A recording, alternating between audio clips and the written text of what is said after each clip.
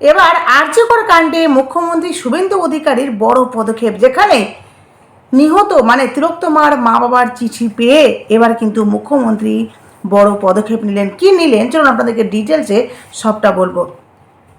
2024 সালে নৃশংস RG Kar medical college ও হাসপাতালের নারী প্রশিক্ষণ প্রার্থী চিকিৎসক ধর্ষণ খুন তিলোত্তমার যে ঘটনা পুরো দেশকে নাড়িয়ে দিয়েছিল, দীর্ঘ 2 বছর পরে চাঞ্চল্যকর মামলাটি ফের শিরোনামে এলো। কারণ রবিবার 9ই আগস্ট পানিহাটিতে এক শোক সভায় ভাষণ দেওয়ার সময় পশ্চিমবঙ্গের মাননীয় মুখ্যমন্ত্রী শুভেন্দু অধিকারী এই মামলার নতুন করে তদন্তের বড় ঘোষণা করেছেন। বুঝতে পারছেন? নতুন করে তদন্ত দীর্ঘ 2 বছর পর আরজিকর ধর্ষণ ও হত্যা মামলায় পুনরায় তদন্ত শুরু করার নির্দেশ দেওয়া হয়েছে। কারণ এই 2 বছরে এখন অবধি অপরাধীরা কিন্তু আমাদের সামনে বা আদালতে পেশ করা হয়নি। যেখানে রবিবারের জনসভায় এই গুরুত্বপূর্ণ ঘোষণা করেন মুখ্যমন্ত্রী।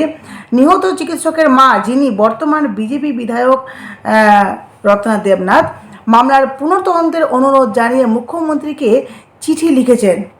শুধু ধর্ষণ খুনই নয়, বুঝতে পারছেন কথাটা, শুধু ধর্ষণ বা খুনই নয়, খুন আর ধর্ষণ নয়, তাছাড়াও নিহতের অন্ত্যেষ্টিক্রিয়ার সময় পুলিশ ও প্রশাসনের কথিত অবহেলা এবং তাড়াহুড়ো নিয়েও পৃথক তদন্ত হবে।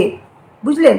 তিলোত্তমার ধর্ষণ আর খুন এই তদন্ত তো চলবেই, তার সাথে উনি অ্যাড করেছেন যে নিহতের অন্ত্যেষ্টিক্রিয়ার সময় পুলিশ ও প্রশাসনের যে কথোপকথন হয়েছিল বা তাদের যে এত তাড়াহুড়ো তিলোত্তমাকে নিয়ে শ্মশানে নিয়ে যাওয়া, দাহ করা, এই সমস্ত কিছুরও তদন্ত হওয়া দরকার।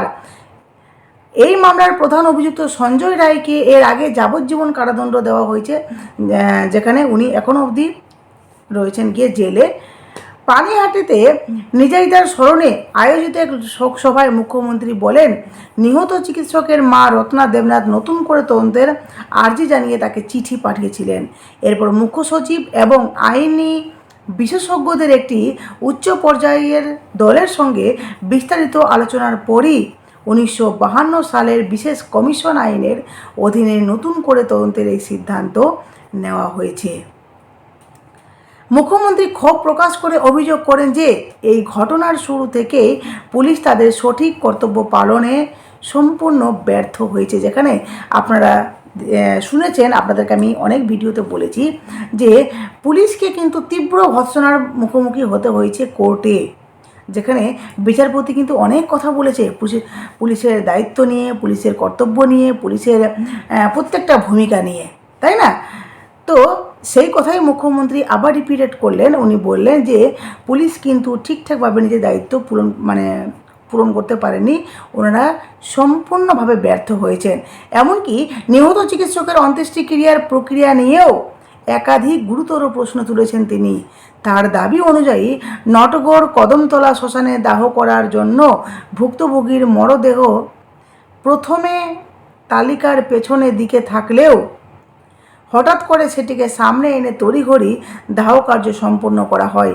পরিবার নির্ধারিত ফি না দিলেও পরিবার থেকে যে ফিটা দেওয়া হয় শ্মশানে, যেখানে বডিকে পুরানো হয়, সেই দেওয়া ফিটা অবধি দিতে পারেনি। এমনকি কোনো নিকট আত্মীয়দের বাধ্যতামূলক স্বাক্ষর না নিয়েই এই কাজ করা হয়েছিল বলে অভিযোগ। ভাবতে পারছেন একটা মা বাবার জন্য কতটা কষ্টকর যে তার একমাত্র সন্তান যে পৃথিবী থেকে চলে গেছে, যার সাথে এত নৃশংস ঘটনা ঘটলো, সেই মেয়েটিকে তড়িঘড়ি যে শ্মশানে নিয়ে যাওয়া হলো, সেখানে যে তার দাহ সংস্কার হলো, সেখানে শেষ কাজটুকু তার মা করতে পারেনি। মেয়ের শেষের বেলা যে টাকাটা লাগে, সে টাকাটা অবধি ওনাদেরকে দেওয়ার সুযোগটা দেওয়া হয়নি। এমনকি যে পরিবার থেকে যে একটা স্বাক্ষর লাগে শ্মশানে, সেই স্বাক্ষরটা অবধি পরিবারের লোক করতে পারেনি, না কোনো নিকট আত্মীয়।